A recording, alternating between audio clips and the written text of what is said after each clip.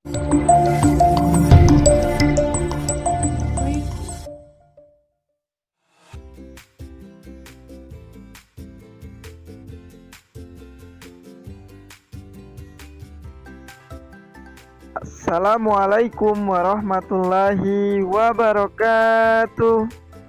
Apa kabarnya ayah bunda hebat dan ananda solih soliha? Alhamdulillah, luar biasa. Allahu Akbar. Masya Allah. Semoga Allah Subhanahu wa Ta'ala senantiasa melimpahkan kesehatan serta perlindungannya kepada kita semua. Amin ya Rabbal Alamin. Seperti biasa, kita punya jargon tematik. Belajar tematik sangat seru. Mari anak-anak solih soliha, sebelum kita belajar, mari kita berdoa. Rabbi zidna ilman warzuqna fahman. Amin. Mari kita simak penjelasan berikut ini. Baiklah anak-anak solih soliha, mari kita amati. Tahukah anak-anak apakah ini? Ini adalah mobil tenaga surya. Saat ini telah banyak dikembangkan mobil yang dijalankan dengan energi matahari. Menggunakan mobil tersebut akan sangat menguntungkan karena kita tidak perlu membeli bensin, akan lebih hemat energi. Menghemat energi merupakan kewajiban manusia. Sebagian besar sumber energi yang digunakan manusia merupakan energi yang tidak dapat diperbaharui dan suatu saat akan habis. Kewajiban lain yang akan kita lakukan adalah menemukan sumber energi alternatif yang dapat dimanfaatkan oleh masyarakat. Hari ini kita akan belajar tentang hak dan kewajiban menghemat energi dalam kehidupan sehari-hari dan pemanfaatan sumber daya alam untuk kesejahteraan masyarakat. Pada pertemuan sebelumnya, kita telah mempelajari yang namanya energi alternatif. Masih ingat apakah yang dimaksud dengan energi alternatif? Yaitu energi pengganti ya. Seperti contohnya pada gambar yang pertama, yaitu energi air pada bendungan. Kemudian gambar yang kedua, energi angin.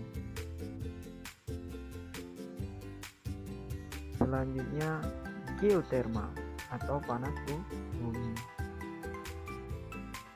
Dan tak lupa yang sering kita ketahui seperti pada gambar mobil tadi, ini adalah energi matahari yang digunakan pada panel surya. Energi alternatif memanfaatkan sumber daya yang dapat diperbaharui. Energi alternatif bersifat ramah lingkungan. Energi alternatif dikembangkan berdasarkan teknologi masa kini. Perkembangan teknologi yang semakin pesat dan memudahkan pengembangan energi alternatif. Sebagaimana contoh yang Bapak perlihatkan tadi, mobil tenaga surya merupakan bentuk kesadaran manusia tentang pentingnya energi, sehingga kita harus menghemat energi. Kesadaran yang disertai tindakan untuk menghemat energi merupakan kewajiban setiap manusia. Ananda sudah mengetahui berbagai macam bentuk energi di bumi. Sekarang mari kita membuat pemetaan atau bagan agar kita mengetahui hak dan kewajiban menghemat energi dalam kehidupan sehari-hari. Sumber energi, air, maka hak yang harus kita lakukan yaitu menggunakannya untuk minum misalnya, maka kewajiban kita yaitu menjaga kebersihan air atau mata air.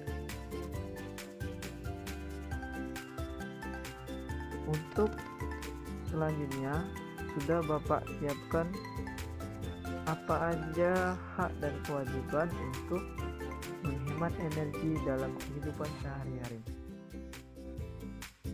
Ananda juga dipersilakan untuk menambah apa aja hak dan kewajiban dalam menghemat energi.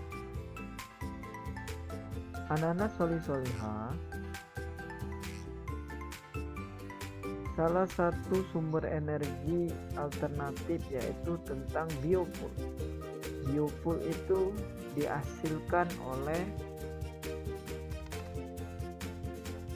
bahan-bahan organik maupun dari bahan non-organik. Salah satu yang organik seperti kelapa, bunga jarak, bunga matahari, sebagaimana kita pernah pelajari sebelumnya. Lantas pertanyaan Bapak, bagaimana kita bisa memanfaatkan makanan yang ada di sekitar sehingga menjadi manfaat untuk semua orang? Berbagai cara dalam melaksanakan pemanfaatan sumber daya alam untuk kesejahteraan masyarakat. Salah satunya yaitu dengan makanan pokok.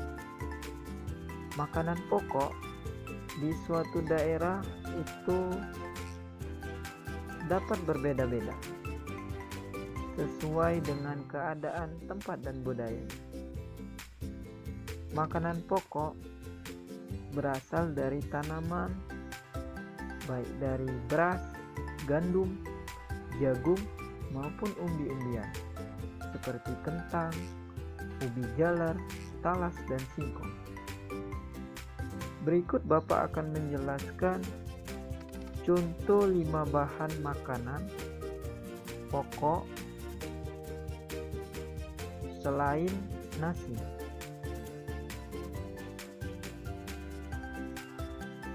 Yang pertama, sagu di Maluku dan Papua. Masyarakat di kedua wilayah ini mengkonsumsi sagu sebagai bahan pokok karena kedua wilayah ini memang kaya dengan tanaman sagu. Yang kedua, beras singkong di Desa Cirendeu, Cimahi, Jawa Barat. Singkong tumbuh subur di Desa Cirendeu, sehingga masyarakat di daerah ini menjadikan singkong sebagai makanan pokok mereka. Mereka mengolah singkong menjadi tepung atau beras singkong. Yang ketiga, sakelan di Desa Sigedong, Temanggung, Jawa Timur. Masyarakat Sigedong menjadikan nasi jagung atau sakelan sebagai bahan pokok mereka. Seperti halnya nasi beras pada masyarakat lain, mereka merasa belum makan jika belum menyantap nasi jagung makanan mereka. Menurut mereka, nasi jagung lebih memberi tenaga dibanding nasi beras. Yang keempat, jamawut di Biak Numfor, Papua. Jamawut adalah jenis tanaman serelia di Biak Numfor.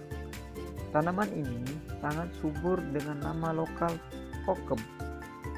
Bagi masyarakat Biak Numfor, jamawut dimanfaatkan sebagai bahan makanan pokok dan komoditas adat sejak abad-abad yang lalu.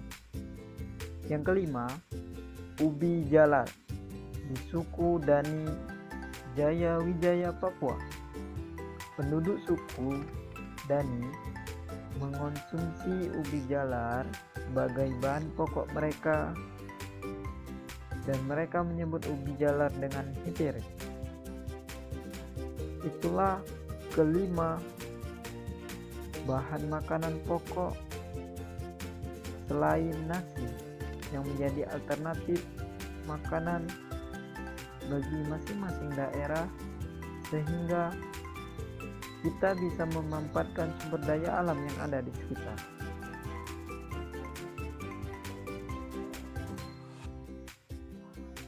Apa yang sudah kita pelajari hari ini?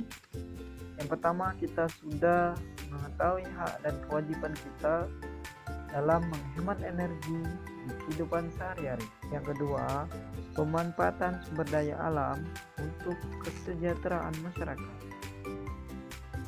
Baiklah, semoga pembelajaran hari ini berkah dan manfaat. Mari kita tutup dengan lafaz hamdalah. Alhamdulillahirabbil alamin. Doa kifaratul majelis. Subhanakallahumma wa bihamdika asyhadu alla ilaha illa anta astaghfiruka wa atubu ilaik. Akhiri dengan ucapan Assalamualaikum warahmatullahi wabarakatuh.